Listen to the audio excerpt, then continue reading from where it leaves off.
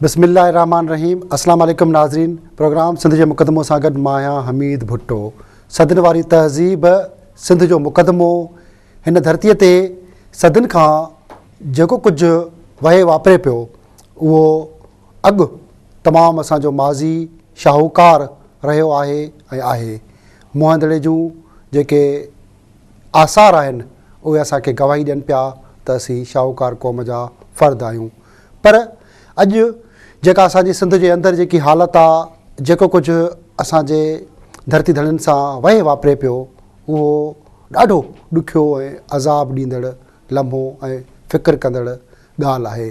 फ़िक्रु कंदड़ ॻाल्हि इहा आहे त असां तहज़ीब याफ़्ता क़ौम जा फ़र्द हूंदे अॼु बुख बदहालीअ जो शिकार आहियूं। सिंध जे अंदरि सियासत जे नाले ते मुख़्तलिफ़ माण्हू जेके बुनियादी तौरु ग़रीब हुया, उहे चाहे वॾेरा हुजनि, वफ़ाक़ परस्त हुजनि, क़ौम परस्त हुजनि या लीगला हुजनि, मुख़्तलिफ़ धुरनि में 80% अहिड़ा माण्हू सियासत कनि पिया जेके सियासत जे नाले ते करोड़पति बणिजी विया आहिनि। पर उन सां गॾोगॾु सिंध जे अंदरि माण्हू हिकिड़े पासे पाकिस्तान पीस पार्टी वारनि खे वोट ॾिए पियो त ॿिए पासे वॾेरा ऐं मुख़्तलिफ़ जमायतुनि सां ग्रुप इतिहाद ठाहे अलॻि हिकु जमायतूं जनम वठनि थियूं। पाकिस्तान मुस्लिम लीग हुजे, कॾहिं नून त कॾहिं क्यू त कॾहिं फंक्शन लीग, ऐं कराची जे अंदरि मुतहदा क़ौमी मूवमेंट ऐं ॿिया जमायतूं गॾे सॾे इतिहाद जुड़ी हुकूमतूं ठहनि थियूं। सिंध जे अंदरि क़ौमपरस्त सियासत जी जेकॾहिं ॻाल्हि कबी त 40 साल क़ौमपरस्त सियासत खे जिदोजहद कंदे थी चुका आहिनि।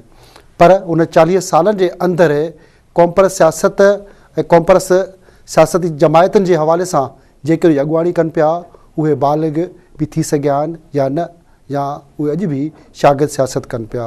अॼु असां क़ौमपरस्त सियासत जे हवाले सां जेको तसलसल काफ़ी अरसे खां वठी असां धरती टीवीअ ते मुक़दमो ग्रुप जहिड़े चैनल ते जेको असां मुक़दमो लागू कयो आहे क़ौमपरस्तनि ते, उन तसलसल उन कड़ी जे सिलसिले में अॼु असांजो महिमान कंहिं बि तारीफ़ जो मोहताज कोन्हे को। जी हा नाज़रीन, अॼु असांजो महिमान आहे रियाज़ चांडियो। पाण चेयरमैन आहे जीअं सिंध महाज़ जो ऐं डिघे अरसे खां वठी सियासत करे पियो। नौजवानी वारी उमिरि 1996 खां हू सियासत सां सलाहियल आहे। जी लतीफ़ संगत ॿारड़ा खां हुन सियासत जो आगाज़ कयो, अॻिते हली जिसाफ़ जो मरकज़ी सदर बि थियो, उन खां अॻु में नायब सदर, सेक्रेटरी जनरल ऐं ॿियनि उहिदनि ते पिणु रहियो। हिन वक़्तु जीअं सिंध महाज़ जो चेयरमैन आहे। बारियास अव्हां जी महिरबानी जो अॼु असांजे प्रोग्राम लाइ अव्हां वक़्तु कढियो।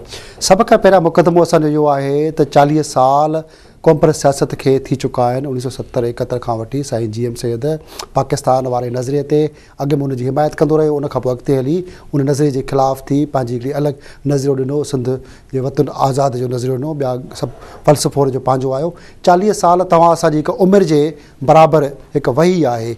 पर अॼु बि क़ौमपरस्त सियासत बालिग़ न थी सघी आहे। क़ौमपरस्त सियासत शागिर्दी वारे अंदाज़ में उहा ई सियासत पई थिए। छा इहो सही आहे या ग़लति? तव्हांजूं महिरबानियूं। बुनियादी ॻाल्हि हीअ आहे त रहिबर सिंध साईं GM सैयद 13 अप्रैल 1972 ते पाकिस्तान जी वफ़ाक़ियत जी सियासत ऐं नज़रिया पाकिस्तान ऐं ॿिक़ौमी नज़रिए इन खे ग़लति करण जो ऐलान कयो ऐं सिंधियुनि जी हज़ारा साल तारीख़ जे तसलसल मुताबिक़ उन्हनि खे आज़ादु ऐं ख़ुदि मुख़्तियार वतन पंहिंजो जोड़ घुरिजे, उनजे स्ट्रगल जो ऐलान कयो हो। सिंध यूनिवर्सिटी मां नौजवाननि सां शाम मल्हाईंदे नौजवान साईं खे उते इनवाइट कयो हो ऐं उन में साईं सिंधू देश जी ॻाल्हि कई ऐं पोइ सैयद उन ते किताब लिखिया। सैयद डिघी उन ते नज़रबंदी कटी।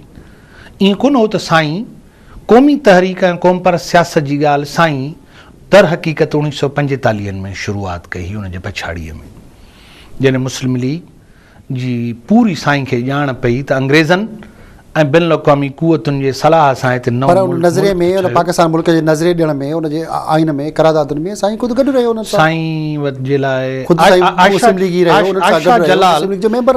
आयशा जलाल मुस्लिम लीग स्ट्रगल इन पाकिस्तान जंहिं थीसिस लिखी आहे, जंहिं ते पाबंदी पियल आहे, उन में सैयद जे मुतलिक़ लिखियो आहे त सैयद वटि जेको पाकिस्तान जो तसवर हो जनाए मुस्लिम लीग वटि न हो। जेका ॻाल्हि 40 जी करारदाद में कई वई हुई उहो पाकिस्तान ऐं उहा मुस्लिम लीग अलहदा हुई। ही करारदाद मक़ासिद आणे मुस्लिम लीग सूबनि ऐं स्टेट्स जे नज़रे खां फिरी वई। मोहम्मद अली जना उन तां फिरियो, लियाकत अली उन तां फिरियो। सैयद उहा ॻाल्हि भांए वरिती त इस्लाम ऐं मज़हब खे एक्सप्लाइट कंदे साईं GM सैयद जी अल्लामा आए काज़ी जेका यको रहनुमाई ऐं रहबरी पए कई त सैयद ॼाणे वरितो त सिंधियुनि सां धोखो थो थिए।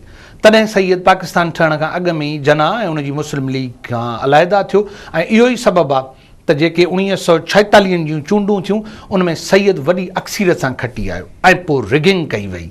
वरी दुनिया जो ई वाहिद मिसाल हो त साईं GM सैयद असेंबली जो ओथ न खयो, छो त सभु अंग्रेज़नि ऐं मुस्लिम लीग जा छाड़ता हाराए विया 46 जी चूंडुनि में, पर जुरतू तरह 46 में उन असेंबली खे कसम खणण खां सवाइ डिसमिस गवर्नर कयो ऐं नयूं चूंडूं करायूं ऐं जंहिंमें सैयद खे रिगिंग करे हारायो वियो, पर उनजो फ़ैसिलो 47 में न ॾिनो वियो, 46 में न ॾिनो वियो, 48 में ॾिनो वियो त जीअं पाकिस्तान ठहे, जंहिंजे लाइ पीर इलाही बख़्श 21 सालनि लाइ डिस्क्वालीफाई थियो। अकबर काज़ी कूड़ो साबित थियो त काज़ी रिगिंग करे सैयद खे हारायो आहे, सैयद खटियल हो, इन करे उन इलेक्शन ट्रिब्यूनल जा फ़ैसिला रोकिया विया त जीअं पाकिस्तान जे ठहण ते असरु न पए, छो त 46 जी असेंबली में जे सैयद क़ाइदे ऐवान चूंडिजी अचे ऐं हू सिंध जो प्राइमर थिए त सिंधियुनि जो मुस्तक़बिल जेको अॼु आहे या अॼु जेका सिंधियुनि सां हालत आहे, पर साईं GM सैयद ते मुख़्तलिफ़ धुरियुनि जो इहो बि इल्ज़ाम आहे त क़ाइदा मोहम्मद अली जना ॿिया टिया हिकिड़ो पंहिंजा मुफ़ादात उहे पूरा न थिया, जंहिंजे करे इख़्तिलाफ़ात थिया। तारीख़ गवाह हुआ, तारीख़ इहा बि गवाह आहे तुंहिंजे पाण में इख़्तिलाफ़ात थिया त मूंखे जेके इख़्तिलाफ़ सैयद सिंध मुस्लिम लीग जो प्रेसिडेंट हो, सैयद जॾहिं मुस्लिम लीग जो सदर थियो हो तॾहिं सिंध में उन जा 26 मेंबर बि न हुआ, पर सैयद उन जा लखनि जे तादाद में मेंबर कया, उनजी ऑर्गेनाइज़ेशन चॾहिं जुड़ी।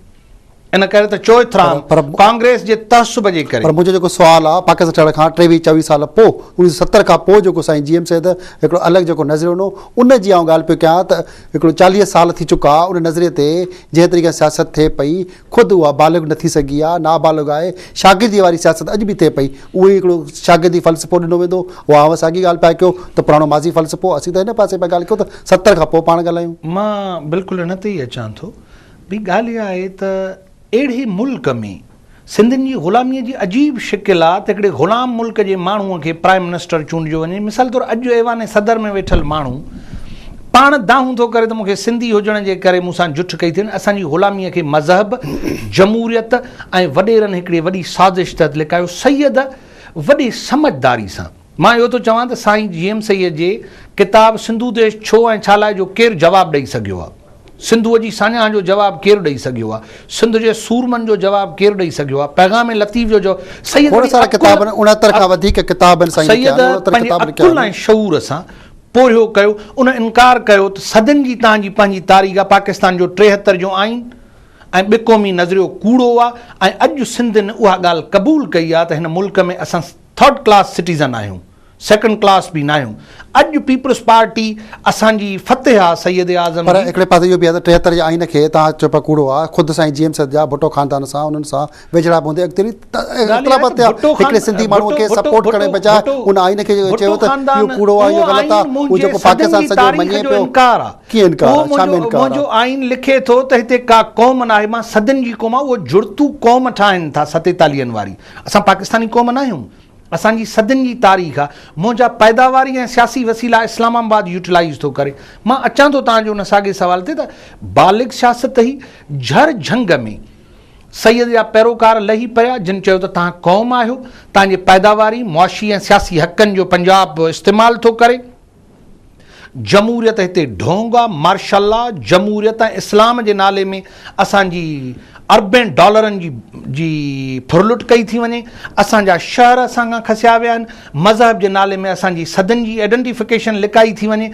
उहा सैयद जो जेको पोरियो हो, सैयद उन पंहिंजे पोरे ऐं तसलसल जे बुनियाद ते 33 साल नज़रबंदी जा काटिया, सैयद वेही रहियो, ऐं उहो ई अॼु सबबु आहे त सिंध जो माण्हू झर झंग में कुहाड़ी वारो झंडो झरके पियो। कुहाड़ी वारे झंडे ते शागिर्द सियासत ते साईं GM सैयद सियासत ते ऐं पंजाब ख़िलाफ़ हमेशह क़ौम पर चवंदा आहिनि त उहो ई असांजो इस्तेहार करे पियो। इन ते ॻाल्हाईंदासीं 15 ॾींहं ब्रेक खां पोइ। नाज़रीन, अॼु असां सां GM महाज़ जो चेयरमैन रियाज़ चांडियो गॾु आहे। खोड़ सारी क़ौम पर सियासत ते ॻाल्हियूं कबियूं 15 ॾींहं ब्रेक खां पोइ।